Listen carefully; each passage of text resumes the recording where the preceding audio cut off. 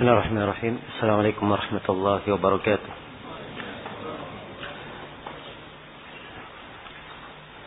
الحمد لله رب العالمين، والعاقبة للمتقين، ولا عدوان إلا على الظالمين. أشهد أن لا إله إلا الله وحده لا شريك له شهادة أرجو بها النجاة يوم الدين، وأشهد أن محمدا عبده ورسوله سيد الأنبياء والمرسلين، صلى الله عليه وعلى آله وأصحابه ومن تبعكم بإحسان إلى يوم الدين. أما بعد.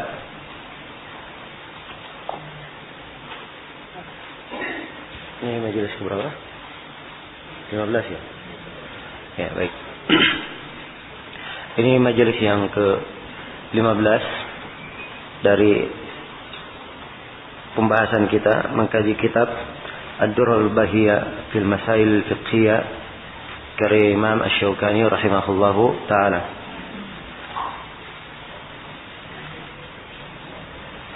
Dan pada hari yang keempat ini kita sudah memasuki Kitabul Hajj.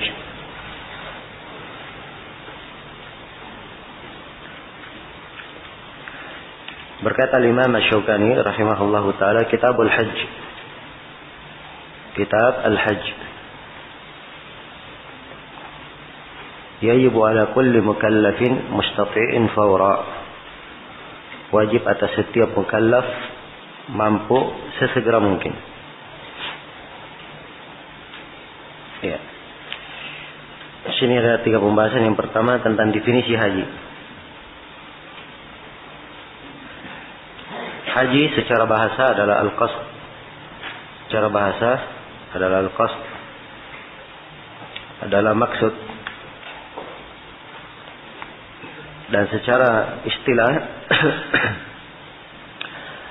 haji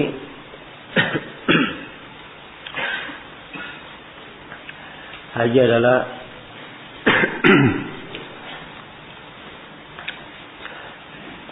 qasdu Makkah ta'abbudan lillahi ta'ala min amalin makhsus.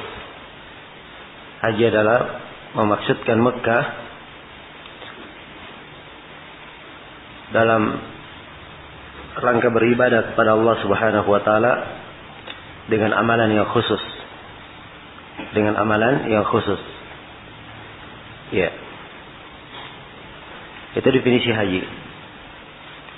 Sebab di dalam haji amalan-amalan yang dilakukan adalah terkait dengan perginya seorang yang menunaikan haji ke Mekah, dan dia menunaikan manasik haji di Mekah. Ya, itu definisi haji. Dan di sini Asy-Syaukani menjelaskan syarat-syarat haji, syarat-syarat kewajiban haji. Kata beliau, yajibu ala kulli mukallafin mustati', wajib atas setiap mukallaf mustati' yang mampu. Maka beliau sebutkan mukallaf dan mustati', kemampuan. Yang kalau dirinci, syarat kewajiban haji ada 5. Yang pertama adalah al-Islam, keislaman. Yang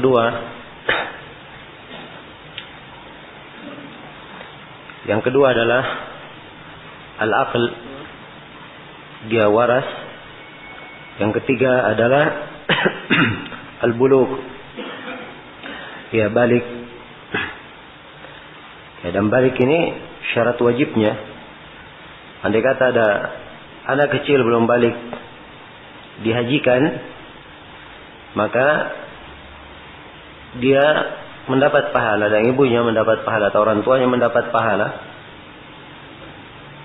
Akan tetapi haji tersebut belum mengangkat kewajiban haji Islamnya. Jadi ini syarat yang ketiga, harus balik.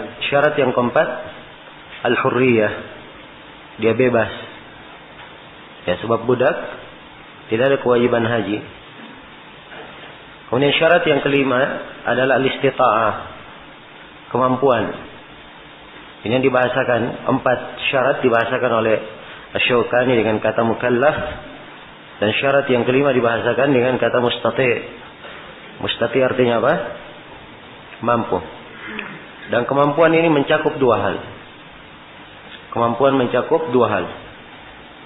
Istita'ah fil badan wal istita'ah fil mal.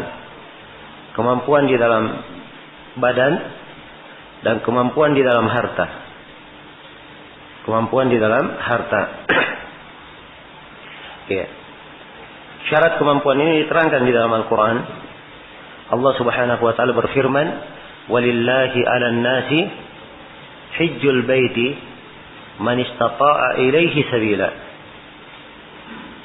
Dan untuk Allah terhadap manusia, ya, kewajiban haji bagi siapa yang punya kemampuan ke sana, dia punya sabil ke sana. Ya. Ada sejumlah riwayat yang menjelaskan tentang sabil dan diterangkan bahwa dia adalah az-zad war rahilah, bekal dan kendaraan yang dipakai. Tapi hadits-hadits itu ada kelemahan. Namun para fuqaha mengambil dari kata istita'ah, kemampuan, dan kemampuan itu mencakup kemampuan di dalam badan dan kemampuan di dalam apa? Di dalam harta. Jadi kalau dia punya kemampuan dari sisi fisik, dia mampu berjalan, mampu berkendaraan, mampu menunaikan manasik haji, tapi dia tidak punya kemampuan harta yang mendukungnya, maka ia belum terkena kewajiban. Demikian pula sebaliknya, kalau dia punya kemampuan harta, tapi fisiknya tidak mampu, ya, maka ini dia belum diwajibkan. Jelas? Demikian pula perempuan, laki-laki dan perempuan sama di dalam hal ini, tapi perempuan ada tambahan satu syarat lagi untuk kemampuannya. Dia harus mempunyai apa? Harus mempunyai mahram. Sebab tidak boleh seorang perempuan beriman kepada Allah dan hari akhirat melakukan perjalanan sehari semalam, dalam sebuah riwayat 3 hari 3 malam, dalam keadaan dia tidak ditemani oleh mahramnya. Dan ini sudah berlalu penyebutan haditsnya. Jelas ya? Jadi mahram itu adalah syarat wajibnya bagi perempuan. Kalau tidak ada mahramnya, maka dia belum wajib untuk berangkat. Maka dia hendaknya melihat mahramnya dari pihak laki-laki, mahramnya dari laki-laki yang mampu untuk menemaninya. Apakah suaminya, anaknya, saudara lelakinya, pamannya, ayahnya, ya, dan selainnya dari mahramnya. Dan apabila seorang perempuan punya mahram selain dari suaminya untuk berangkat haji, maka dia wajib untuk berangkat sesegera mungkin, walaupun suaminya tidak mengizinkan. Sebab dia punya kemampuan dan wajib taat kepada Allah. Ya, dan suami tidak mengizinkan, itu adalah kemaksiatan. Dan tidak boleh taat kepada suami dalam hal yang bermaksiat kepada Allah Subhanahu wa ta'ala. Ya. Dan telah disebutkan keutamaan bagi haji perempuan, bahwa itu adalah afdal jihad baginya. Afdal jihad bagi perempuan adalah hajjun mabrur, adalah haji mabrur. Dan kewajiban haji ini hanya sekali dalam seumur. Hanya sekali dalam seumur berdasarkan hadits Abu Hurairah yang diriwayatkan oleh Imam Muslim dan selainnya. Abu Hurairah berkata, "Khatabana Rasulullah sallallahu alaihi wasallam faqala ya ayyuhan nas, qad faradallahu alaikum al-hajj fahujju." Ya. Rasulullah berkhutbah, beliau berkata, "Wahai sekalian manusia, Allah telah mewajibkan atas kalian haji, maka berhajilah kalian." Faqala rajulun, maka seorang lelaki bertanya, "Aqul la amin ya Rasulullah, apakah setiap tahun kita haji?" Fasakat, maka Nabi diam. Hatta qalaha thalathan, sampai orang ini bertanya 3 kali. Faqala Nabi sallallahu alaihi wasallam, "Lau qultu na'am la wajabat wa mastata'tum." Andai kata saya berkata iya, maka akan menjadi wajib lebih dari sekali, dan kalian tidak akan mampu. kalian tidak akan mampu. Jelas ya? Ya. Hadits ini menunjukkan bahwa kewajiban hanya sekali, dan itu asal dalam perintah di dalam pembahasan usul fikih, bahwa asal dalam perintah la yaqtadi at-takrar, tidak menunjukkan makna pengulangan. Iya.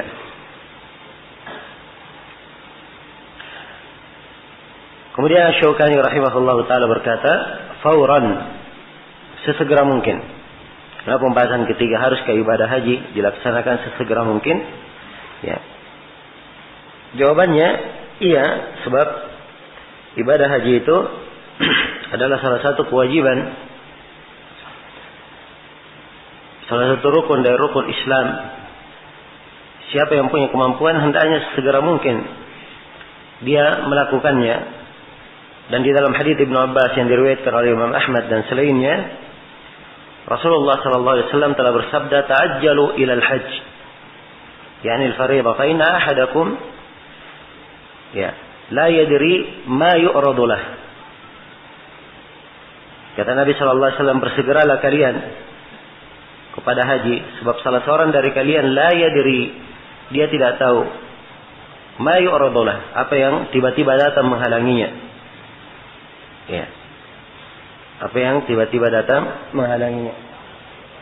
Kalau kurang ya diceritakan. Hilang kalimat sini tambahan, fa inna ahadakum la yadri ma yu'radu lah. Baik. Dan hadits ini dikuatkan oleh Syekh Al-Albani, dihasankan oleh Syekh Al-Albani dari seluruh jalan-jalannya. Iya. Dan ini sebenarnya akar permasalahannya pembahasan usuliyah. Apakah perintah yaqtadi al-fawriyah atau at-tarahi? Apakah perintah itu bermakna sesegera mungkin, atau dia bermakna boleh tarahi, boleh ada pengunduran?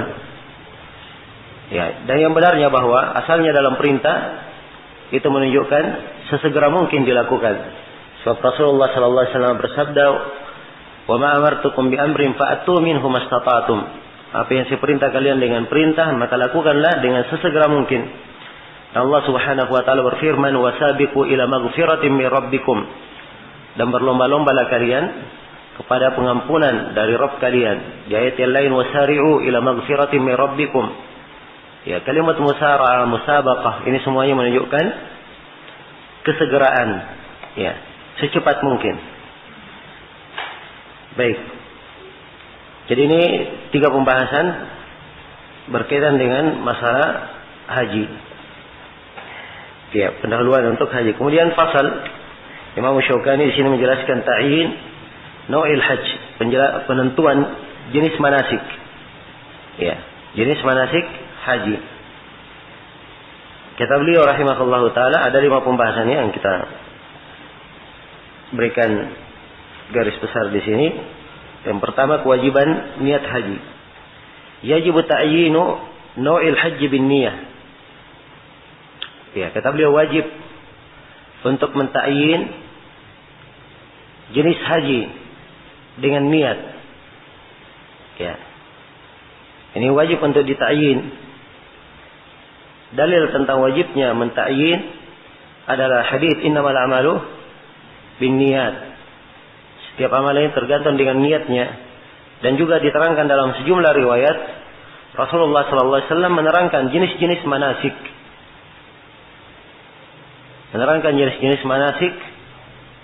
Dan di sebagian keadaan beliau mengatur para sahabat untuk melakukan manasik tertentu. Maka ini menunjukkan wajibnya niat itu, dan menentukan jenis dan meniatkan jenis haji yang akan dia lakukan. Ya, dan jenis manasik itu ada 3. Inilah yang kita sebutkan di pembahasan kedua, tamattu', qiran dan ifrad. Dan Syaukani menjelaskan min tamattu'in au qiranin au ifradin. Ya. Manasik haji, jenis manasik haji ada 3. Haji tamattu' yang pertama, yang kedua haji qiran, yang ketiga haji ifrad. Ya.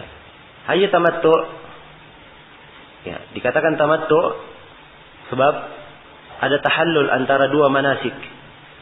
Ada antara umrah dan haji diselingi dengan tahallul. Dan tahallul ini seorang yang tamatta di dalamnya, ya, dia bisa lebih luas di dalam segala keperluannya sampai boleh berhubungan, ya, suami istri di masa halalnya. Jelas ya? Karena itu dinamakan apa? Tamattu.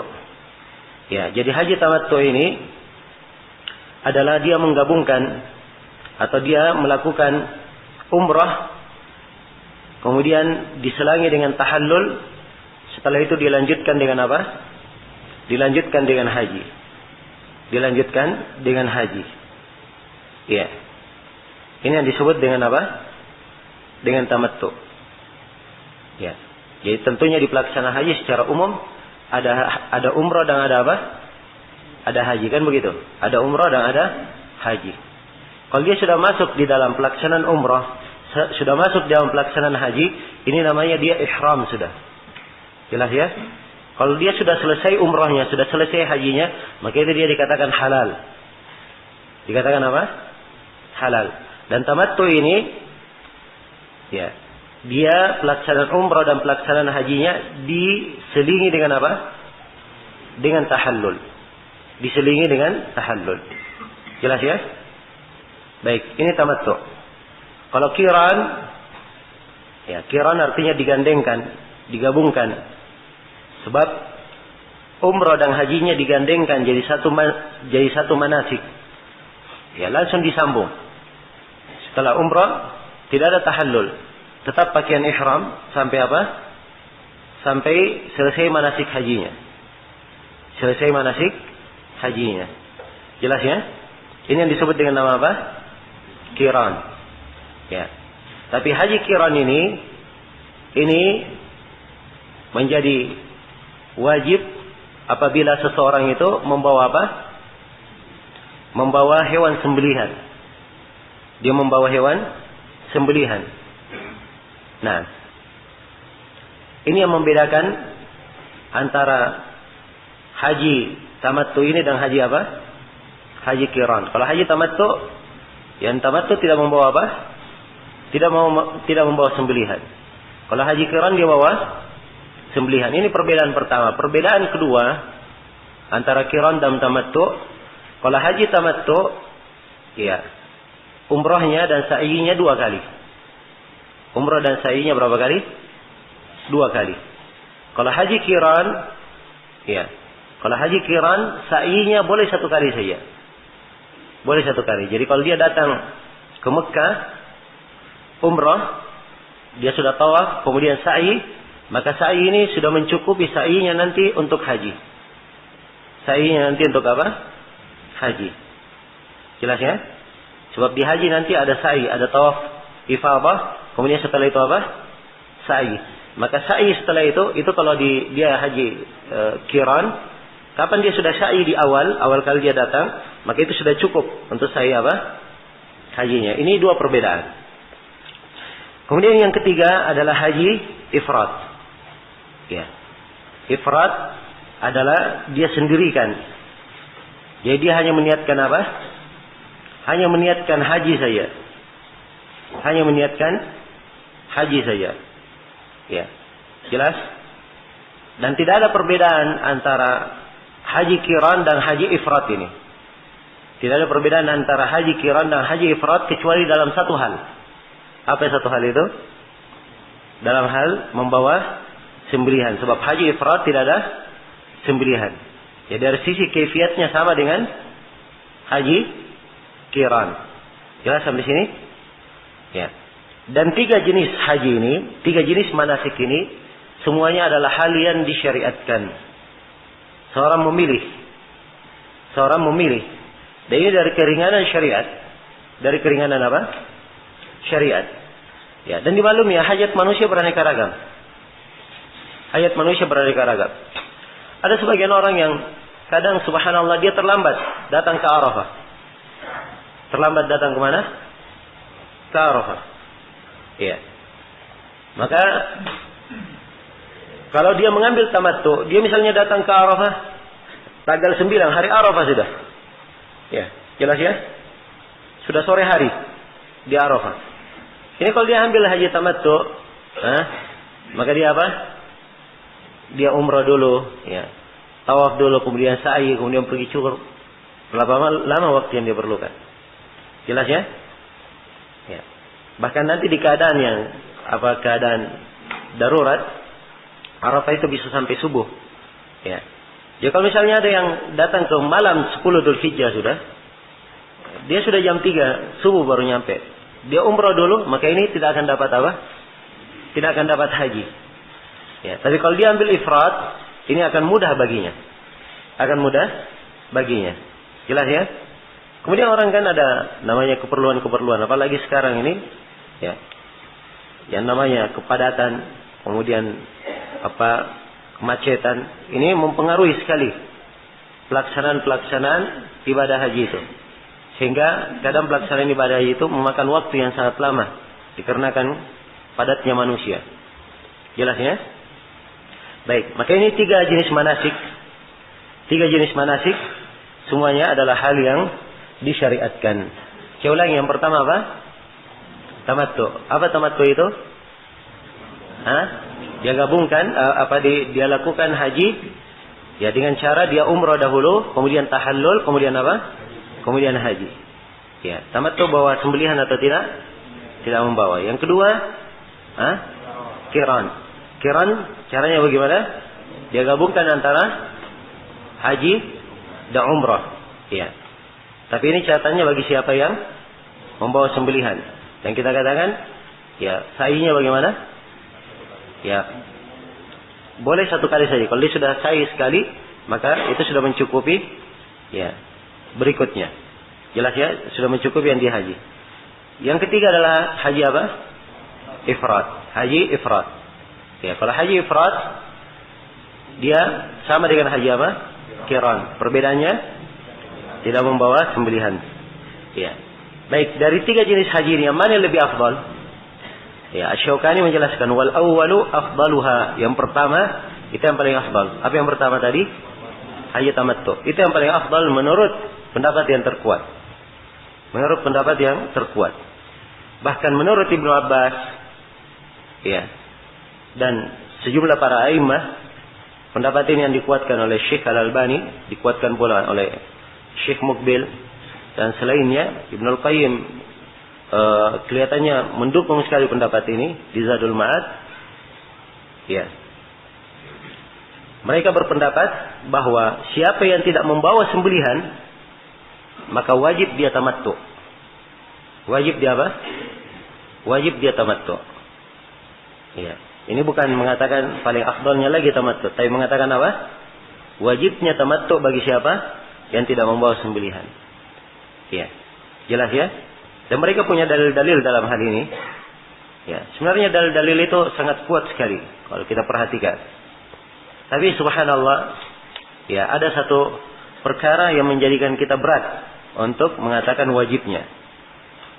Di mana Abu Bakar, Umar, Utsman bin Affan, mereka semuanya hajinya haji ifrat. Haji qiran. Jelas ya? Haji qiran sepanjang mereka hidup. Ya, dan demikian pula sejumlah sahabat yang lainnya. Andai kata itu wajib, maka akan dipahami oleh para sahabat apa? Wajibnya. Maka ini dari hal yang menjadikan berat untuk mengatakan wajib. Ya, sebaiknya kita katakan saja bahwa tamattu hukumnya adalah apa? Yang paling afdal.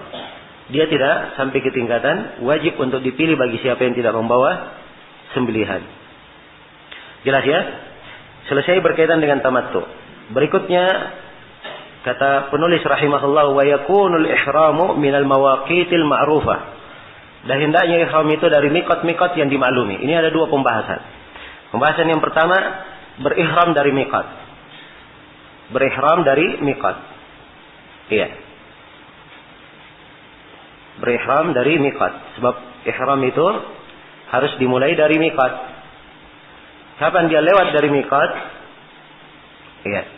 Dia lewat dari miqat, maka dia telah melanggar sebuah kewajiban dari kewajiban haji, meninggalkan sebuah kewajiban dari kewajiban haji.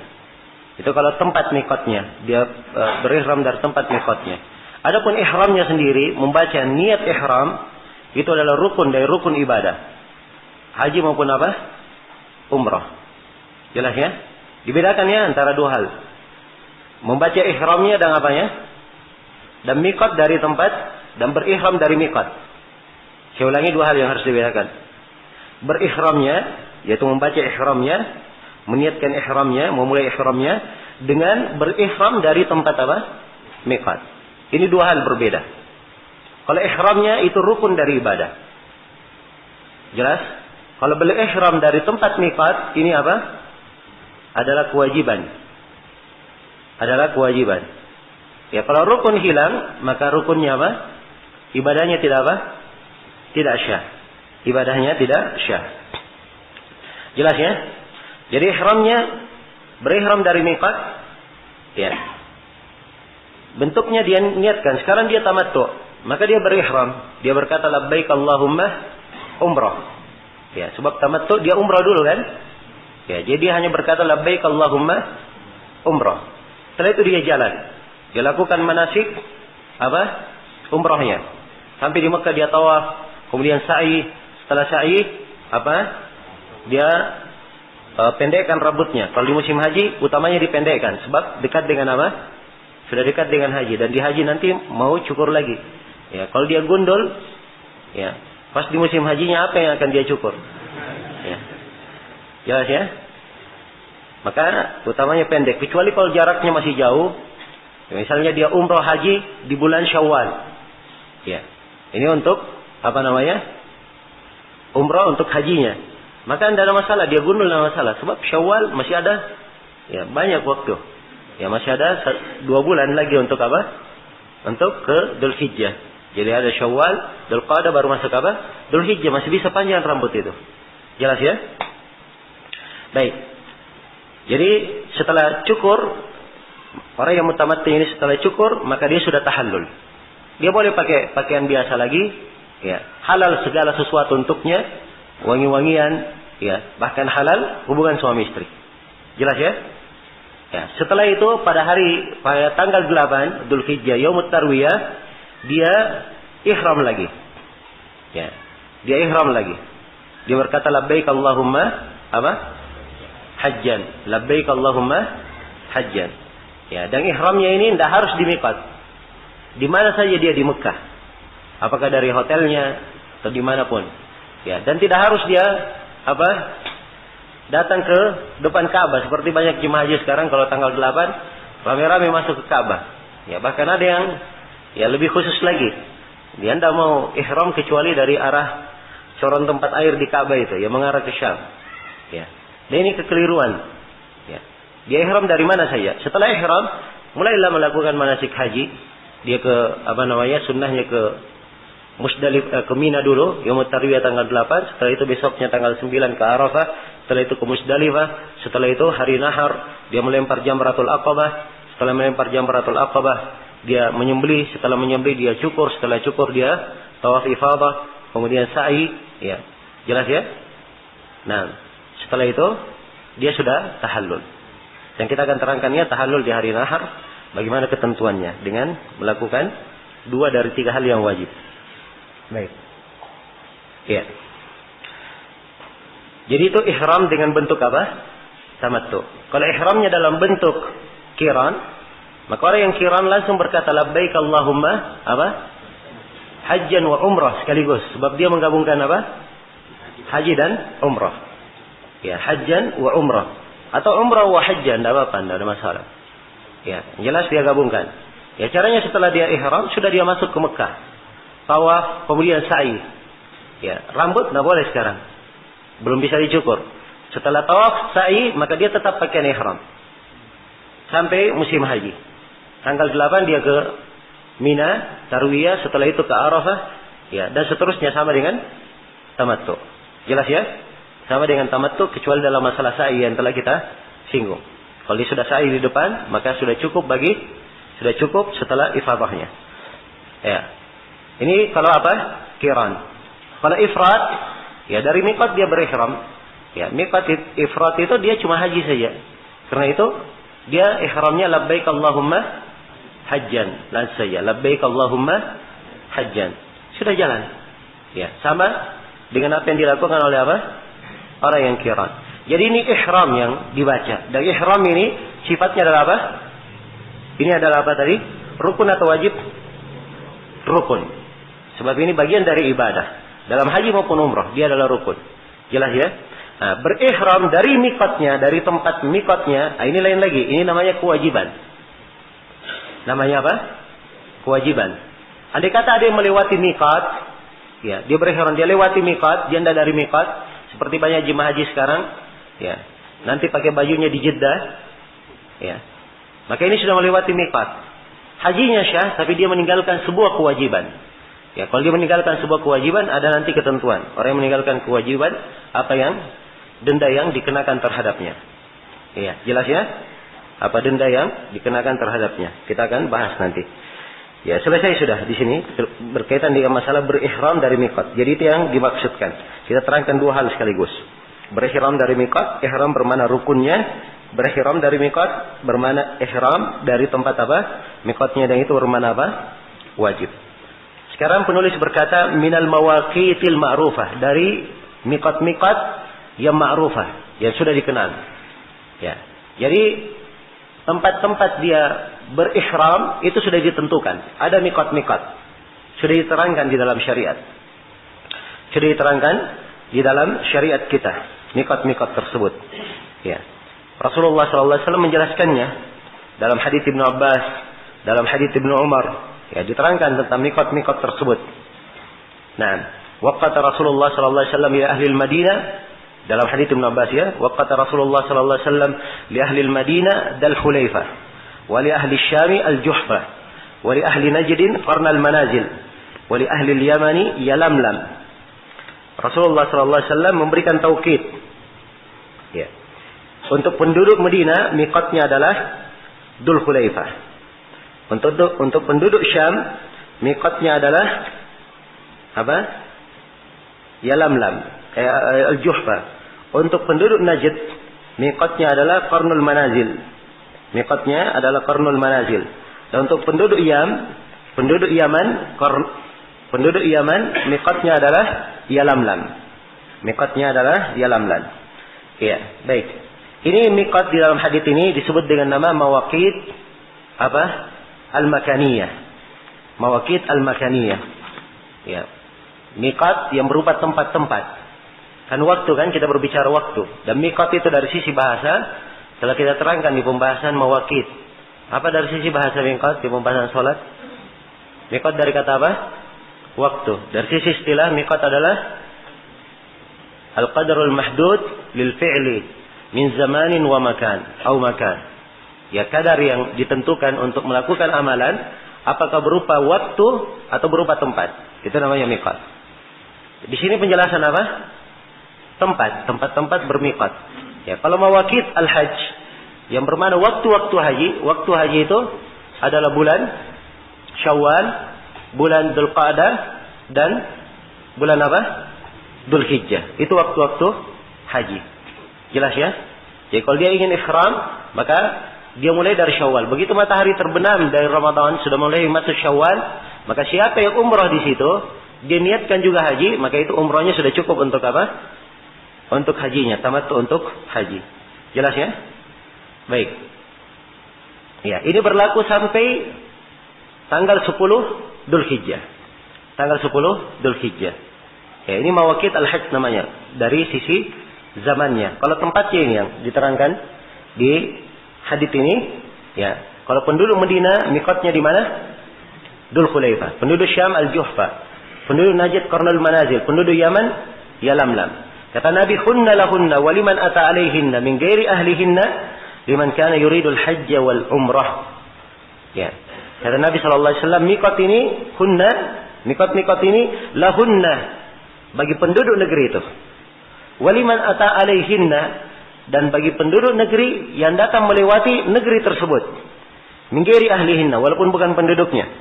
Dari orang yang hendak haji maupun apa? Umrah. Iya. Jelas ya? Ini 4 mikot diterangkan di sini. Di dalam hadis Ibnu Umar juga diterangkan 4 mikot, tapi dalam sebagian riwayat diterangkan ada mikot yang ke-5, yaitu Datu Irq. Mikot apa? Datu Irq. Ini untuk penduduk Irak. Ya, untuk penduduk Irak. Jadi semuanya ada berapa mikot? Ada 5 mikot. Iya, jelas ya? Sekarang saya akan terangkan dulu di mana mikot-mikot itu. Baik. Yang pertama, mikotnya adalah Dzul Hulaifah. Ya. Dzul Hulaifah. Ini mikot yang paling jauh dari kota Mekah. Yang paling jauh dari kota Mekah. Sebab Nabi SAW ketika melakukan perjalanan, ya, beliau melakukan perjalanan dari Medina ke Mekah menunaikan ibadah haji, ya, beliau berangkatnya 4 hari, atau beliau berangkat tanggal 26 Dzulqa'dah berangkatnya, atau tanggal 25 Dzulqa'dah beliau berangkat, dan beliau tiba di Mekah tanggal 4 Dzulhijjah. Jadi berapa hari beliau perjalanan? 8 atau 9 hari.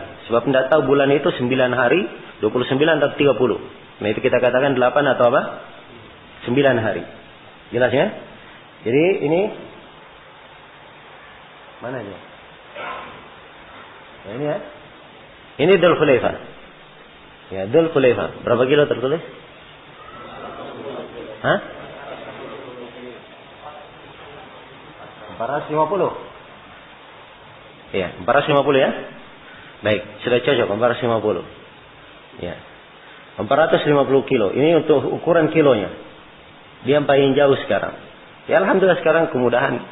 Ya. Apa namanya? Orang melakukan perjalanan ke Mikot tidak lama insyaallah. Dari Dzul Hulaifah ini ke Mekah, ya. Dengan fasilitas sekarang itu sudah dimudahkan. Apalagi sekarang katanya lagi dibuat proyek untuk kereta api. Mungkin akan lebih cepat lagi nanti. Ya. Ini Dzul Hulaifah. Nama dahulunya begitu Dzul Hulaifah. Ya sekarang disebut dengan nama Bir Ali atau Abar Ali. Ya. Nah, ini mikot yang pertama. Ini mikot untuk penduduk Madinah. Dan siapa yang berada di belakang penduduk Madinah ini? Di arah Madinah ini ke belakang, ya dari penduduk Qasim, ya dan seterusnya. Maka ini dia ikut ke Madinah mikotnya. Ini bagi siapa yang lewat ke Madinah. Ya? Kalau misalnya penduduk Qasim mau dia lewat Riyadh, kemudian dari Riyadh dia masuk ke mana? Dia ke Riyadh, kemudian dari Riyadh dia lewat ke apa ini? Ya ke Qarnul Manazil, ya tidak ada masalah. Dia nanti dihitung dari mana? Qarnul Manazil. Kalau dia lewat di situ. Ya. Jelas ya? Baik. Ini mikot yang pertama ya. Apa namanya? Dzul Hulaifah. Ini bagi siapa? Penduduk Madinah. Bagi penduduk Madinah. Baik. Mikot yang kedua adalah Al-Juhfa. Ya. Al-Juhfa ini bagi penduduk Syam.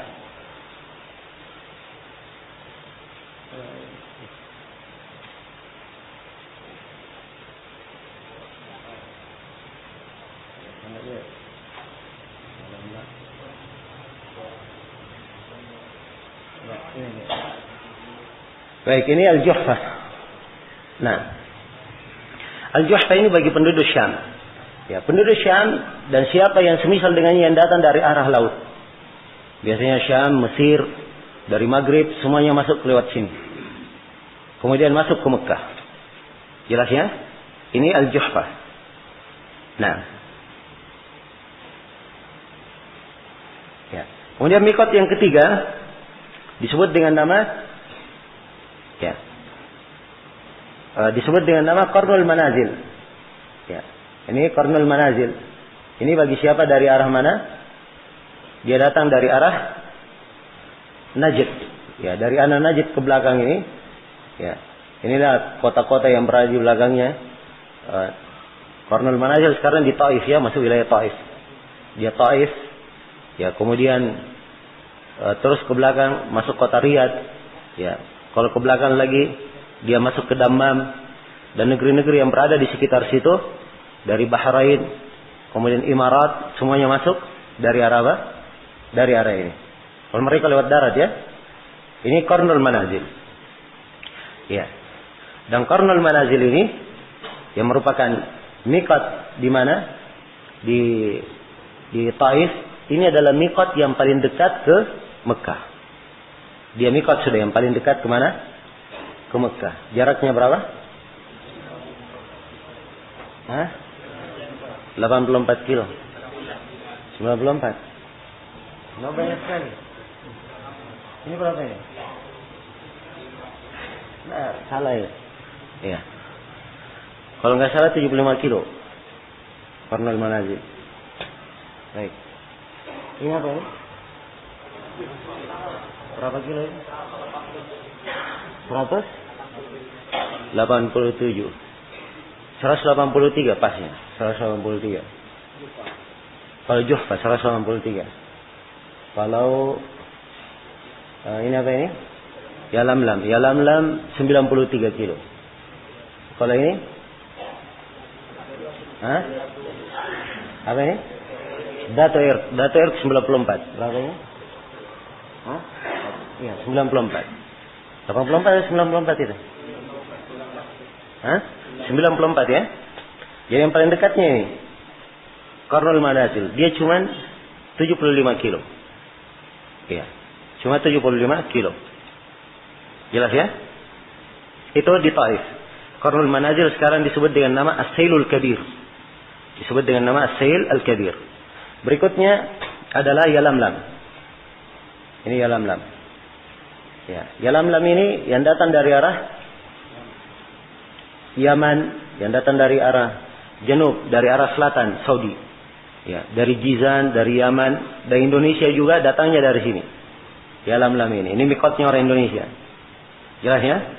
Kalau Indonesia ini pesawat, nanti lewatnya di atas Yalamlam ini. Ya. Dipahami? Baik. Ini Yalamlam yang sekarang disebut dengan nama Tariqus Sahil. Iya.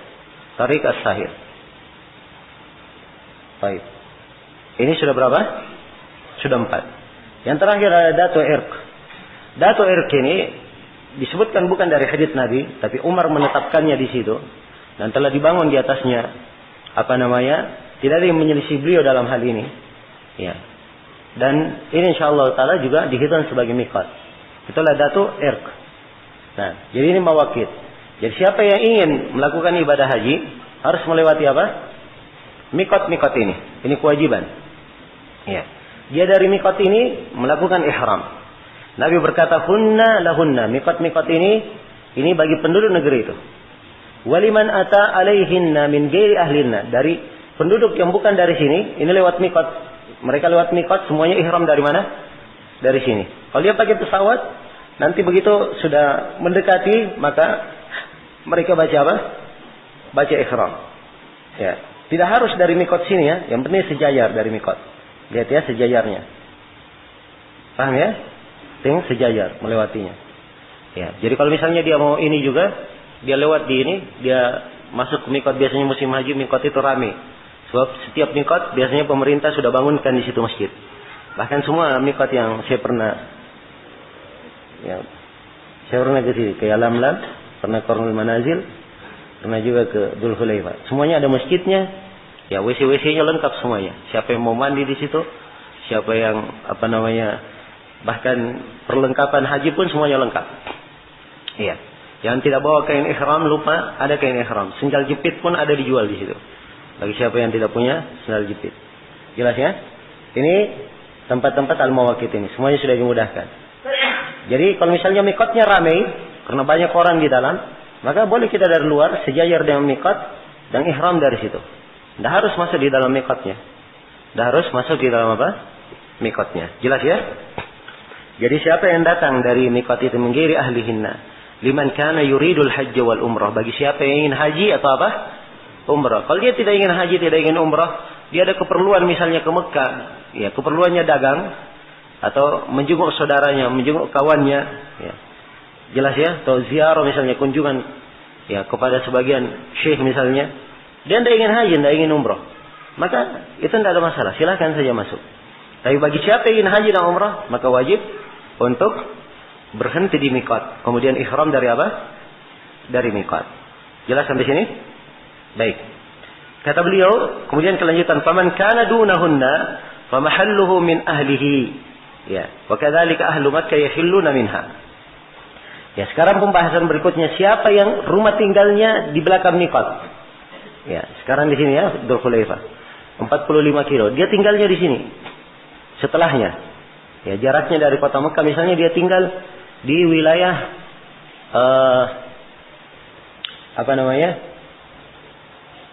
di dekat Tan'im misalnya dia tinggal, dekat Tan'im. Ya. Tan'im ini dia sudah masuk di mana? Ya, sudah dekat Mekah. Ya, di arah ke Madinah. Maka dia dari Tan'im miqatnya. Jelas ya? Kalau dia misalnya berada di Jeddah, ya Jeddah ini di bawah miqat, maka dia miqat dari Jeddah kalau dia penduduk Jeddah. Jelas ya? Kalau dia penduduk Jeddah. Demikian seterusnya. Siapa yang rumahnya sudah melewati miqat, maka dari rumahnya dia, dari tempatnya dia ihram. Dan penduduk Mekah kalau umrah, dia penduduk Mekah, umrahnya dari mana? Ya, dari Mekah juga, dari tempat dia sendiri. Ya, jelas sampai sini ya? Apa maksudnya dari penduduk Mekah kalau dia ingin haji, maka hajinya dari mana? Dari Mekah sendiri. Ini bagi penduduk Mekah. Ini bagi haji ya, di dalam masalah haji. Kalau umrah itu lain lagi pembahasannya.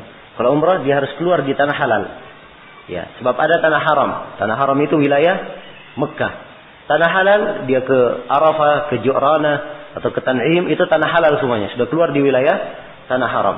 Ya, bagi penduduk Mekah juga kalau dia mau umrah, maka dia keluar ke mana? Ke tanah halal. Kemudian dari situ dia ihram, masuk untuk umrah.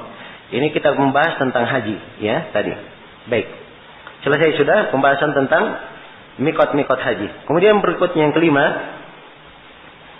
ya, hukum orang yang tinggal sebelum miqat. Ini juga kita jelaskan. Baik, selesai ya, sudah penjelasan tentang fasal penentuan jenis manasik. Berikutnya kata Syaukani rahimahullah, faslun. Ini fasal tentang mahdarat al-ihram, larangan-larangan dalam ihram. Iya. Harus diketahui bahwa orang yang ihram itu ada ketentuan-ketentuan yang telah ditentukan oleh syariat. Apa yang harus dia lakukan? Apa yang harus dia lakukan? Dan ada perkara-perkara yang tidak boleh dilanggar, tidak boleh dikerjakan. Ada perkara-perkara yang tidak boleh dikerjakan oleh orang yang ihram. Ya. Kalau selain ihram dia boleh melakukannya, tapi pada saat ihram hal ini dilarang untuk apa? Untuk dilakukan. Dilarang untuk dilakukan. Nah, di sini Asy-Syaukani rahimahullah akan menjelaskan larangan-larangan ini. Ya, saya akan baca dulu ucapan Asy-Syaukani, setelah itu saya akan simpulkan ada berapa mahdarat al-ihram. Ya, pertama kata Syaukani, wala yalbas al-muhrimul qamisa wala al-imamata wala al-burnus wala sarawil. Ya. Wala thawban massahu warsun wala za'faran.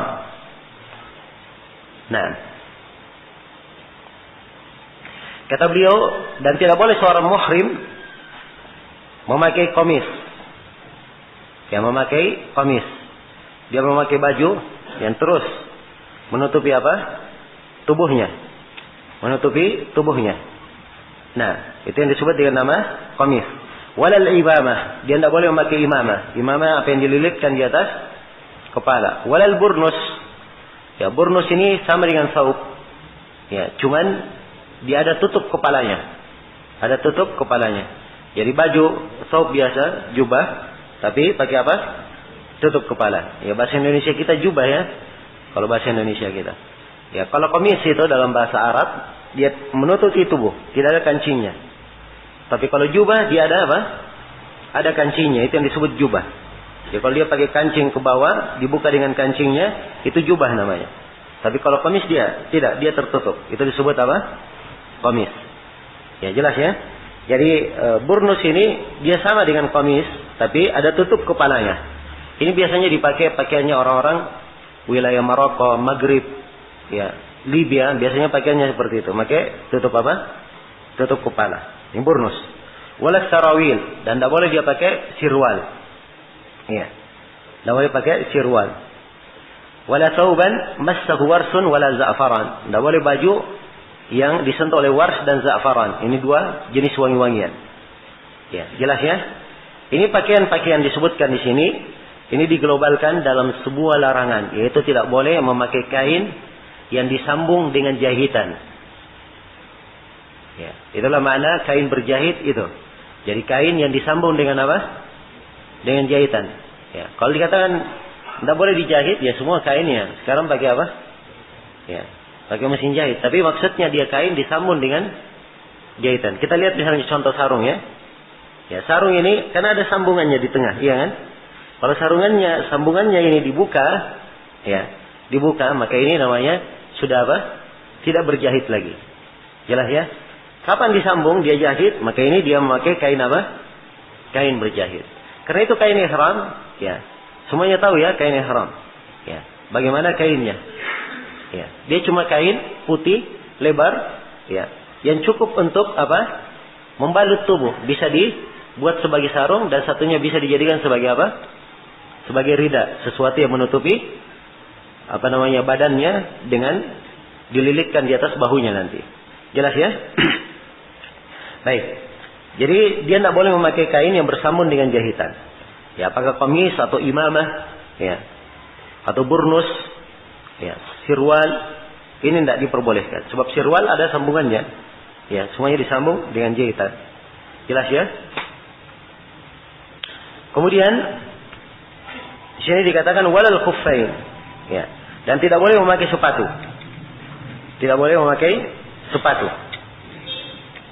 Nah, tidak boleh memakai sepatu illa alla yajidana alaini hatta yakuna asfala minal ka'bain. Kecuali kalau dia tidak menemukan dua sendal, maka dia potong sampai kurang dari, atau dia potong sampai di bawah mata kaki.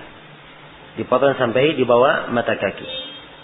Nah, ini dalilnya adalah hadits Ibnu Umar radhiyallahu taala anhuma. Ya, Nabi sallallahu alaihi wasallam ditanya, "Ma yalbas al-muhrim?" Apa yang dipakai oleh orang yang ihram? Ya, pertanyaannya, apa yang dipakai oleh orang yang ihram? Maka Nabi menjawab apa? La yalbas al-muhrim al-qamis. Seorang muhrim jangan pakai qamis, jangan pakai imamah, jangan pakai burnus, jangan pakai sarawil, jangan pakai saub yang disentuh oleh wars dan za'faran, jangan pakai dua sepatu. Jadi beliau menjawabnya dengan menyebutkan apa? Yang dilarang. Sebab kalau ditanya boleh pakai ini, maka banyak sekali jawabannya. Boleh ini, boleh ini, boleh itu, kan begitu. Ya. Sedangkan yang dibolehkan lebih banyak daripada apa? Yang dilarang. Karena itu dijawab saja. Apa yang dilarang selainnya berarti apa? Dibolehkan.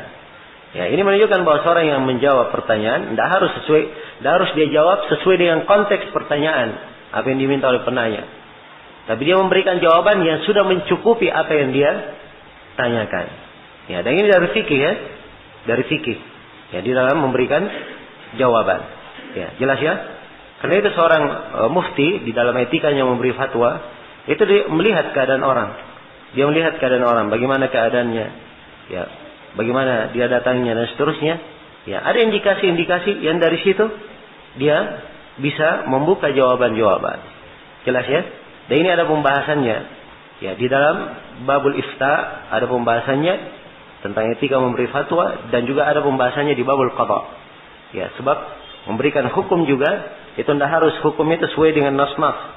Kadang seorang qadhi dia memberikan hukum sesuai dengan qarina, indikasi yang dia lihat. Tapi indikasi yang jelas, dan ini ada aturan-aturannya. Ada aturan-aturannya di dalam fikih al-qada, dan juga di dalam fikih as-siyasah syar'iyyah. Ya. Baik. Jadi selesai ya, itu hadis dari Rasulullah.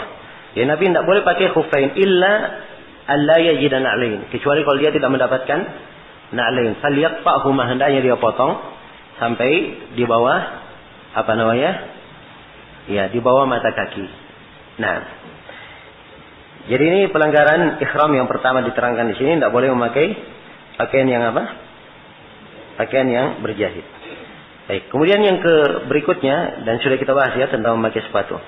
Ya, berikutnya kata Syaukani rahimahullah, wala tan'aqibul mar'ah wala tantaqibul mar'ah wala talbas al-qaffazaini wa ma massahu al-warsu waz-za'faran. Dan seorang perempuan, ya, dan seorang perempuan tidak boleh yang memakai penutup wajah. Tidak boleh dia memakai penutup wajah. Dan tidak boleh dia memakai apa? Kos tangan, al-qaffazain, kos tangan. Wa ma massahu al-wars waz-za'faran, dan pakaian yang disentuh oleh wars dan za'faran. Ini tidak boleh bagi seorang perempuan. Nah, ya, menutup wajahnya dia pakai niqab yang tetap menutup wajah itu tidak diperbolehkan. Tidak diperbolehkan. Jelas ya? Ini bagi perempuan. Ya, dan bagi laki-laki tidak boleh menutup kepalanya. Bagi laki-laki, kepala itu tidak boleh ditutup. Ya, karena itu dikatakan tidak boleh pakai apa? Pakai imamah. Sebab ini kaitannya dengan apa? Menutup kepala. Ya. Dan juga di dalam hadits Ibnu Abbas tentang orang yang mati di ihramnya itu diinjak oleh kendaraannya, kata Nabi sallallahu alaihi wasallam, "Wala tukhammiru ra'sahu." Ya, jangan kalian tutup kepalanya ketika akan dikafani. Ya, ini menunjukkan bahwa kenapa tidak ditutup kepalanya? Fa innahu yub'atsu yaumal qiyamati mulabbiyan. Sebab dia pada hari kiamat akan dibangkitkan dalam keadaan bertalbiyah. Ya, ini menunjukkan bahwa orang yang bertalbiyah tidak boleh ditutup apa? Kepalanya. Jelas ya? Tidak boleh menutup kepala. Baik. Menutup wajah selesai. Maka kos tangan juga tidak boleh. Adapun menutup wajah bagi perempuan, ya, ini tutup wajah yang melekat di mana? Di wajahnya atau di kepalanya. Itu tidak diperbolehkan. Tapi kalau misalnya, ya, misalnya dia lewat berlalu di depan laki-laki yang bukan mahramnya, boleh dia tutup mukanya. Ya, dia tutup mukanya dengan kain yang apa? Bukan kain khusus untuk apa? Untuk menutup muka. Seperti misalnya dia pakai cadar tidak boleh sebab dia adalah khusus untuk muka. Atau dia pakai abaya yang langsung bercampur dengan apa? Dengan cadar. Ini tidak boleh. Ya, biasanya di Saudi itu pakaian yang dianggap cocok disebut dengan nama tarha. Disebut dengan nama apa? Tarha. Ya, orang di Indonesia itulah jilbab yang diikat-ikat. Yang pakai jilbab itu disebut apa? Tarha. Biasanya ya kan lilitannya panjang. Maka begitu diperlukan, kadang dia turunkan untuk apa? Menutup wajahnya. Jadi dia diturunkan, bukan tutup khusus tapi diturunkan untuk menutup apa? Wajah. Atau boleh diambil kalau kain jilbabnya panjang, diambil dari jilbabnya dia tutup apa? Mukanya kalau ada orang yang asing di sekitarnya. Jelas sampai sini? Baik, ini berkaitan dengan masalah menutup wajah. Iya. Jelas ya? Dan tambih Nabi di sini bahwa perempuan jangan menutup wajah. Ini menunjukkan bahwa asalnya perempuan itu apa? Menutup wajahnya. Dan ini dari dalil yang dipakai oleh kebanyakan ulama tentang wajibnya menutup wajah bagi perempuan. Tentang wajibnya menutup wajah bagi perempuan. Itu pun di dalam haji kita katakan tadi, kalau misalnya ada yang bukan mahramnya, maka nas-nas umum tentang wajibnya menutup wajah itu masih mencakupnya. Ya, dan yang dilarang di sini hanyalah memakai niqab, sesuatu yang tetap di atas wajah. Baik. Kemudian kata beliau, wala yatatayyabu ibtidaan, dan jangan dia memakai tatayyub ibtidaan. Ya. Tidak boleh dia memakai wangi-wangian dari awal. Tidak boleh dia memakai wangi-wangian dengan memulai. Ya, maksudnya begini, kalau dalam keadaan ihram, dia ihram, sudah muhrim dia pakai wangi-wangian. Ini adalah hal yang apa? Hal yang tidak diperbolehkan. Hal yang tidak diperbolehkan. Yang diperbolehkan bagi dia, ya, adalah yang diperbolehkan bagi dia memakai wangi-wangian ketika akan apa? Akan ihram. Ya, ketika akan ihram boleh memakai wangi-wangian. Ya. Dan Aisyah radhiyallahu taala anha dalam hadis riwayat Muslim mengisahkan bahwa beliau menuangkan wangi-wangian di atas kepala Rasulullah sallallahu alaihi wasallam. Dan begitu sudah jalan, Aisyah masih melihat putihnya. Ya, masih melihat bekasnya. Jelas ya? Maka menuangkan minyak wangi di atas orang yang ihram di kepalanya atau di bagian dari tubuhnya yang tidak kena kain ihram itu tidak apa-apa. Tapi kalau dia kena kain ihram, tidak boleh kain ihram di apa? Diberikan wangi-wangian. Sebab sudah berlalu ya, memakai kain yang tidak disentuh oleh apa? Wangi-wangian. Kainnya tidak boleh disentuh oleh wangi-wangian. Jelas ya? Tapi kalau dia pakai wangi-wangian di kepalanya, ya, kemudian jalan wangi-wangian ini masih tercium baunya setelah ihram, itu tidak ada masalah. Sebab memang dia pakai sebelum apa? Sebelum ihram. Jelas ya? Tapi kalau setelah ihram dia pakai wangi-wangian, ini dia telah melanggar sebuah ketentuan, sebuah larangan dari larangan pada saat ihram. Ya, dari larangan pada saat ihram, tidak boleh seseorang itu memakai wangi-wangian. Baik. Dan di antara dalil tidak boleh memakai wangi-wangian bagi orang yang ihram, itu adalah tentang kisah ya orang yang meninggal di musim haji itu yang saya sebutkan tadi. Ya, disebutkan juga di dalam sebagian riwayatnya bahwa Nabi sallallahu alaihi wasallam bersabda, "Wala tumissuhu bitibin." Jangan kalian sentuh dia dengan wangi-wangian. Ini menunjukkan bahwa orang yang bertalbiyah tidak memakai apa? Tidak memakai wangi-wangian. Ya, sisa di sini satu permasalahan. Hajar Aswad itu dikasih wangi-wangian di situ oleh sebagian orang. Sebagian juhal, ya, dia beli wangi-wangian, kadang mahal sekali harganya. Ya, dia sengaja datang ke Hajar Aswad, dia tumpah di Hajar Aswad. Ya, wangi-wangian tersebut. Nah, andai kata misalnya dia mencium Hajar Aswad atau dia pegang, ya dia tidak tahu ada wangi-wangian, ternyata ada orang yang menuangnya, ya, tangannya kena wangi-wangian, ini bagaimana hukumnya? Ya, maka kalau terkena, ya dia lap saja wangi-wangian itu di mana?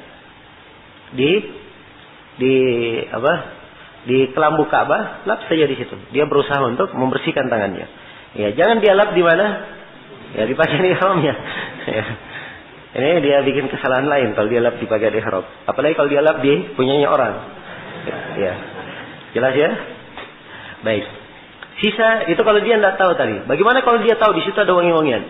Begitu dia mau cium Hajar Aswadnya, loh, terlihat ada wangi-wangian di sini. Ini pasal dia ihram. Dia cium Hajar Aswad atau tidak? Atau dia berisyarat saja? Ya, sebagaimana akan dirinci nanti. Nah, ini dua pendapat di kalangan ulama kita. Ya, dulu Syekhuna Syekh Mukbil yang kita dengar dari fatwa beliau, ya, beliau berkata, ya, kata beliau, zahir dia tetap sentuh saja, dia cium. Dan dosanya ditanggung oleh orang yang menuang minyak wangi di situ. Ya. Nah, namun kebanyakan guru kita di Saudi mereka memfatwakan bahwa ini larangan. Menyentuh wangi-wangian adalah apa? Larangan. Mencium Hajar Aswad hukumnya apa? Hukumnya sunnah. Dan al-hadir muqaddam ala apa? Al-mubih. Karena itu ditinggalkan saja. Sebab larangan lebih harus dijaga daripada melakukan perintah. Nah, jelas ya?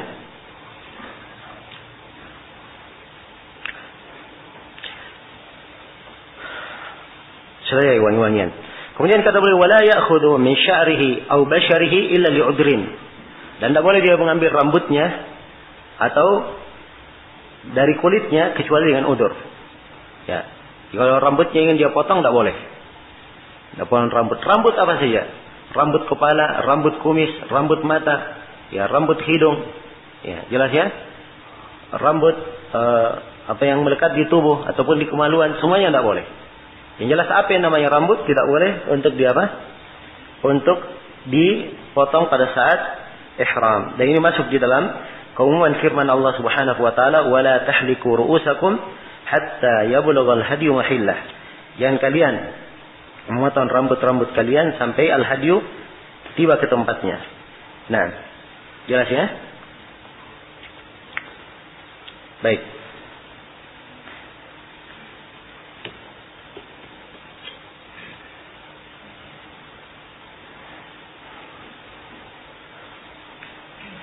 Ya. Demikian pula kulit. Kalau misalnya ada kulitnya yang melepuh, ya. Terus dia dia cabut, ini adalah hal yang tidak diperbolehkan. Atau kulit kakinya misalnya pecah-pecah dia cabut, ini adalah hal yang tidak diperbolehkan. Jelas ya? Ya, dan demikian pula di sini yang belum diterangkan di sini, dia memotong kukunya. Dia memotong apa? Memotong kuku. Ini adalah hal yang dilarang. Adalah hal yang dilarang. Dan telah disebutkan dalam hadits Ummu Salamah, kalau sudah masuk 10 Dzulhijjah maka tidak boleh bagi siapa yang mau menyembelih, maka tidak boleh dia menyentuh kuku dan menyentuh rambut dan kulitnya. Ini bagi orang yang menyembelih untuk di hari Yaumun Nahar nanti. Tentunya ini bagi orang yang melakukan haji itu lebih dijaga lagi. Baik. Illa li udrin, kecuali bagi siapa yang punya udur. Kecuali bagi siapa yang punya udur. Ya, kalau ada udur, tidak ada masalah. Ya, jelas ya. Tapi ini ada ketentuannya. Kalau ada udzur, apa yang dia bayar? Apa ininya? Ini akan diterangkan dalam hadits Ka'ab bin Ujrah. Kita akan baca nanti hadits Ka'ab bin Ujrah ya tentang hal ini. Nah, baik saya baca dulu ya, pelanggaran-pelanggaran ihram. Nanti saya balik lagi, saya berikan kesimpulan. Kemudian kata beliau, saya sudah ya menghilangkan rambut dan kulit. Sekarang yang keenam, menghindari jima. Kata beliau, wala yarfuth, wala yafsuq, wala yujadil. Tidak boleh dia yarfuth. Tidak boleh yarfuth. Yarfuth ini melakukan hubungan suami istri. Ya, dan kata rafas juga bisa masuk melakukan pendahuluan-pendahuluan. Dia mencakup dua hal. Melakukan pendahuluan-pendahuluan dan melakukan apa? Hubungan suami istri. Dan dua-duanya dilarang dalam ihram. Wala yafsuq, dan jangan dia berbuat kefasikan. Ya. Wala yujadil, dan jangan dia berdebat. Jangan dia berdebat. Nah, jangan dia berdebat. Tidak boleh berdebat kalau apa? Perdebatannya yang tidak ada apa? Tidak ada manfaatnya. Tapi kalau debatnya ilmiah dalam artian untuk menjelaskan sebuah kesalahan orang, ya, dengan dalil-dalil dia terangkan agar supaya orang itu mendapat nasihat, maka ini tidak ada masalah. Tidak ada masalah. Nah, baik. Jadi ini penjelasan tentang tiga hal. Ya, tidak boleh melakukan hubungan suami istri. Ya, tidak boleh melakukan pendahuluan-pendahuluan yang mengarah ke sana. Tidak boleh berbuat kefasikan dan tidak boleh berjidal. Ini semuanya ketentuannya di dalam Al-Quran. Allah Subhanahu wa taala berfirman, "Faman farada fihinna al-hajja fala rafasa wala fusuqa wala jidala fil hajj." Siapa yang wajib padanya haji, maka tidak ada rafas, tidak ada fusuk dan tidak ada jidal di dalam haji. Tidak ada jidal di dalam haji. Baik. Kemudian berikutnya, wala yankih wala yunkih wala yakhtub. Tidak boleh dia menikah dan tidak boleh dia menikahkan, serta tidak boleh dia melamar. Jelas ya? Ini tiga, menikah, menikahkan dan apa? Melamar. Ini semuanya tidak diperbolehkan bagi orang yang melakukan ihram, orang yang sedang ihram. Dalilnya adalah hadits Utsman riwayat Muslim. Ya, Rasulullah sallallahu alaihi wasallam bersabda, ya di nomor 423. Rasulullah sallallahu alaihi wasallam bersabda, la yankih al-muhrim wa la yunkih wa la yakhtub. Ya, seorang yang muhrim itu tidak menikah dan tidak menikahkan dan tidak pula melamar. Tidak pula apa? Melamar. Nah. Baik, kemudian kata beliau, ya.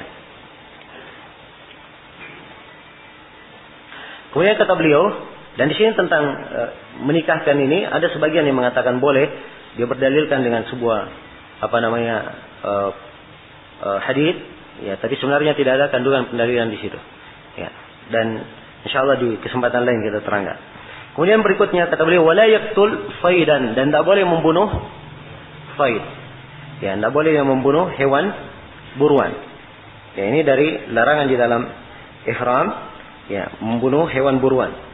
Sebab itu adalah perkara yang diharamkan bagi orang yang muhrim. Allah Subhanahu wa taala berfirman, wa hurrima 'alaikum faidul barri ma duntum huruma, dan diharamkan kepada kalian hewan buruan darat sepanjang kalian masih ihram. Ya ayyuhalladzina amanu la taqtulus sayda wa antum hurum. Wahai orang-orang yang beriman, janganlah kalian membunuh hewan buruan sedangkan kalian dalam keadaan apa? Dalam keadaan ihram. Maka tidak boleh membunuhnya. Ya. Kata penulis, wa man qatalahu fa alayhi jazaa'un mithlu ma qatala minan na'am yahkumu bihi dawa 'adlin minkum. Ya, yahkumu bihi dawa 'adlin minkum. Siapa yang membunuhnya, maka dia membayar jaza. Jaza artinya membayar gantinya. Ya, membayar gantinya mithla ma qatala minan na'am. Semisal, perhatikan bahasanya, semisal dengan apa yang dia bunuh dari na'am tersebut, dari hewan-hewan tersebut. Yahkumu bihi dawa 'adlin minkum. Yang hukumnya, ketentuannya itu ditetapkan oleh dua orang yang adil di antara kalian. Ya, ditetapkan oleh dua orang yang adil di antara kalian. Ya, ini semuanya bersumber dari Al-Qur'an ya. Allah Subhanahu wa taala berfirman, ya, Al-Maidah ayat 59 ayatnya. Ya ayyuhalladzina amanu la taqtulus sayda wa antum hurum. Wahai orang-orang yang beriman, jangan kalian membunuh as-sayd dalam keadaan kalian apa? Ihram. Wa man qatalahu minkum muta'ammidan, siapa yang membunuh di antara kalian dengan sengaja. Jadi perhatikan membunuhnya dengan apa? Sengaja. Kalau dia tidak sengaja, lain lagi masalahnya. Ya. Kalau dia membunuh dengan sengaja, fajzaa'un mithlu ma qatala minan na'am. Maka dia harus membayarnya. Apa yang dia bunuh itu sama dengan apa? Dengan na'am. Ya. Yahkumu bihi dawa adilin minkum. Ya. Yang diberikan hukum oleh dua orang yang adil di antara kalian. Dua orang yang adil adalah dua ulama yang yang adil. Misalnya ada hewan buruan di Mekah, dia bunuh. Dia lihat rusa misalnya, dia bunuh. Ya, maka rusa ini diganti dengan apa? Ya, maka ini harus diukur oleh dawa adilin minkum. Ya, dan yang paling bagusnya diambil dari dawa adilin minkum adalah hukumnya para sahabat. Hukumnya para sahabat. Ya, dan dinukil asar-asar dari para sahabat, mereka menjelaskan kalau misalnya ada yang membunuh merpati, maka dia menyembelih kambing. Kalau dia membunuh ini, maka dia menyembelih sapi. Kalau dia membunuh ini, maka dia menyembelih ini. Apa yang datang dari para sahabat, itu asalnya yang dia apa? Dipegang. Mereka yang paling adil dalam memberikan apa? Memberikan hukum. Ya, kalau tidak ada maka dilihat. Ya, ulama ada orang yang khibrah, yang punya keahlian dalam hewan buruan yang berada di Mekah itu yang dia bunuh. Jelas sampai sini? Baik. Kemudian kata beliau, "Wala ya'kulu ma fadahu ghairuhu illa idza kana as-sa'idu halalan wa lam yasidhu li ajlihi." Atau wa lam yasidhu li ajlihi. Tidak boleh dia makan hewan buruan yang diburu oleh orang lain. Ya. Jadi misalnya sekarang dia tidak memburu. Dia tidak membunuh hewan buruan. Tapi ada orang lain, dia tidak ihram. Ya. Dia memburu hewan, dapat hewannya. Ya. Maka kata penulis tidak boleh dia makan. Kecuali dengan dua syarat. Ada dua syarat. Syarat yang pertama, hewan buruan itu ya adalah hewan yang apa? Hewan yang halal. Jelas ya? Yang pertama. Nah, ini kata as-said di situ. As-said fa'il bermana maf'ul. Fa'il bermana apa? Maf'ul. Supaya jangan ada yang salah mengertikan. Ya. Jelas ya? Hewan buruannya adalah halal. Itu syarat yang pertama. Syarat yang keduanya, orang yang memburu ini, saya ulang ya. In kana as-saidu halalan. Yang pertama as-said adalah orang yang halal. Maksudnya orang yang memburunya. As-said bermakna fa'il ya. Orang yang memburunya dia adalah orang yang halal, bukan orang yang apa? Orang yang muhrim. Ya, jadi misalnya ada sekelompok orang ihram. Ya, ada sekelompok orang lain, ada seorang lelaki ini dia pakaian biasa, tidak ihram. Ya. Dia memburu buruan, dapat rusa dia. Misalnya dapat rusa. Jelas ya? Dia sekarang halal. Maka tidak ada masalah karena dia apa? Halal. Sisa syarat yang kedua. Ya. Orang yang memburu ini tidak memburu, dia peruntukkan untuk siapa? Untuk orang yang muhrim. Jadi kalau dia buru, dia peruntukkan untuk orang yang muhrim, tidak boleh dia apa? Tidak boleh dimakan. Tidak boleh dimakan. Ya. Jadi ini rincian-rincian ada di dalam sejumlah hadis. Yang pertama dulu, saya akan terangkan hadis-hadis dari Nabi tidak bolehnya memakan hewan buruan bagi orang yang muhrim. Ya. Di antaranya hadis As-Sa'ab bin Jassama, riwayat Imam Muslim. Ya, dan juga ada dalam hadits Ibnu Abbas, ya, dan selainnya. Ya, jelas ya? Nabi sallallahu alaihi wasallam didatangkan kepada beliau hewan buruan, himar wahsy waktu itu, keledai liar kena buruan. Maka Nabi sallallahu alaihi wasallam ya berkata, "Inna lam narudduhu alayka illa anna hurum." Kami tidak menolak ini dari engkau kecuali kami ini sedang apa? Sedang muhrim. Jadi kalau dia ihram tidak boleh diambil. Tapi rincian yang disebut oleh penulis, misalnya yang memburu itu adalah orang yang halal, dan orang yang memburu itu dia buru untuk dirinya sendiri, bukan untuk ihram. Ya. Maka itu tidak ada masalah. Ya. Setelah misalnya ada pemburu, dia buru, setelah dia dapat dia makan. Makan ada lebihnya. Ada orang ihram lewat. Ya. Dia kasih makanan itu. Boleh atau tidak? Jawabannya boleh. Jelas ya?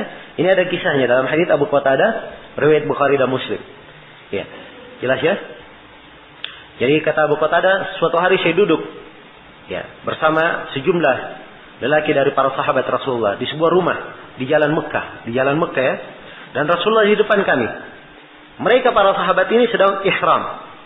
Ya, adapun saya tidak ihram, kata Abu Qatadah. Saya tidak ihram. Jadi Abu Qatadah dalam keadaan apa? Halal. Ya. Maka begitu sampai ke Hudaybiyah, mereka melihat ada apa? Ya, ada keledai liar. Ya, keledai liar. Kalau keledai kota nggak boleh dimakan. Tapi ini keledai apa? Liar. Ya. Nah, dan kata Abu Qatadah, waktu itu saya sedang sibuk memperbaiki sendalku. Ya. Nah, dan mereka tidak memberitahu saya tentang hal itu. Ya. Mereka tidak memberitahu. Dan mereka sendiri pengen kalau saya sendiri yang melihatnya, tidak beritahu. Maka saya pun menoleh dan saya melihat ternyata memang ada. Saya ambil kudaku, saya berdiri ke kudaku, ya, lalu saya naik ke atasnya. Ya, kata Abu Qatadah, saya lupa cambuk dan tombakku. Ya, perhatikan ya. Maka saya berkata kepada para sahabat yang ihram itu, ya, tolong ambilkan cambuk dan tombak saya. Kata sahabat yang ihram, wallahi la nu'inuka alaihi. Demi Allah kami tidak akan membantu kamu. Ya, jadi mereka nggak ada yang terlibat. Jangankan lewat saja himarnya, mereka tidak ada yang beritahu kepada Abu Qatadah ada himar, nunjuk saja tidak ada. Semuanya diam. Ya. Begitu Abu Qatadah minta bantuan, tidak ada yang membantu. Ya. Maka Abu Qatadah berkata, faqadibtu, saya pun marah. Ya, saya turun, saya ambil, kemudian saya naik lagi, ya, saya kejar himarnya, saya berhasil merobek himar tersebut dan saya bawa. Himar itu dalam keadaan sudah apa? Sudah mati. Ya. Apa yang terjadi? Ya. Mereka pun ikut makan. Ya. Darinya. Mereka ikut makan. Ya, subhanallah. Kemudian setelah itu para sahabat ragu, ya. Ragu tentang hal ini. Dan mereka dalam keadaan ihram. Begitu mereka kembali dan Abu Qatadah berkata, saya sembunyikan sesuatu dari, ya, yang tersisa dari himar itu. Ya, maka mereka pun mendatangi Rasulullah SAW bertanya. Maka Rasulullah bertanya, hal ma'akum minhu syai'? Apakah kalian masih punya sesuatu darinya? Nah, maka Qatadah berkata, na'am, iya. Maka diberikanlah lengan dari himar itu. Nabi pun memakannya dan beliau dalam keadaan apa? Dalam keadaan ihram. Nah, di sini ada satu riwayat di dalam Sahih Muslim, hal asyara ilaihi insan au amarahu bi syai'? Ya. Nabi bertanya kepada sahabat itu, apakah di antara kalian ada yang menunjuk untuknya?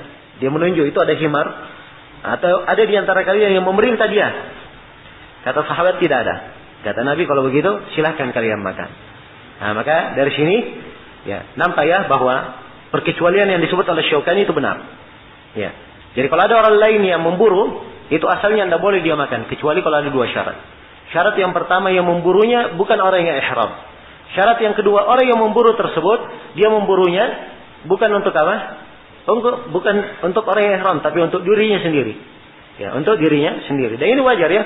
Dia tentunya himar itu, keledai itu banyak dagingnya. Tidak mungkin Abu Qatadah bisa makan semuanya. Ya, jelas ya. Maka ya wajar kalau sahabat yang lainnya juga makan darinya. Baik, selesai sudah ya. Kemudian berikutnya di sini dari larangan, wala ya'didu min syajaril haram illa al-idkhir. Dan tidak boleh dia mematahkan, ya, atau memotong dari pohon di tanah haram kecuali idkhir, ya, kecuali jerami. Nah, ini ada di dalam hadis Rasulullah sallallahu alaihi wasallam, dalam hadis Ibnu Abbas dan selainnya, juga dari hadis Abu Hurairah, riwayat Bukhari dan Muslim.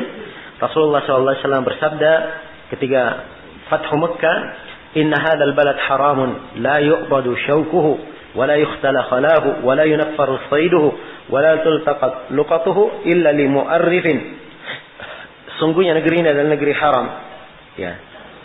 Durinya tidak boleh dipatahkan. Ya. Kemudian khalahu itu tidak boleh dihilangkan. Dan saydnya tidak boleh diusir. Hewan buruannya tidak boleh diusir. Ya. Wala tultaqat, jadi hewan buruan yang ada di sini tidak boleh diusir, seperti merpati dan lainnya itu tidak boleh diusir. Ya, andai kata ada kelinci tidak boleh diusir. Ya, kebanyakannya sekarang yang ada adalah apa? Merpati. Nah, dan luqatuhu, barang temuannya tidak boleh dipungut. Kalau ada barang temuan dibiarkan saja. Kecuali bagi siapa yang mentakrifnya. Sekedar dia takrif tidak boleh tidak boleh dia miliki. Dan ini akan datang nanti insyaallah penjelasannya di bab al-luqatah. Jelas ya? Bab tentang masalah barang temuan. Ya, baik. Al-Abbas waktu itu berkata, "Ya Rasulullah illa bidkhir." Ya Rasulullah, perkecualikan apa? Jerami. Ya. Perkecualikan jerami. Fa innahu la budda lahum minhu. Fa innahu lil quyun wa lil buyut. Sebab dia ini adalah hal yang penting. Ya. Dia dicampur untuk tanah. Jerami itu kalau tanah mau bikin rumah, dicampur dengan tanah dan untuk rumah-rumah mereka. Jelas ya? Maka itu adalah hal yang diperlukan. Maka Nabi berkata, illal idkhir. Iya, kecuali al-idkhir. Ya, jelas ya?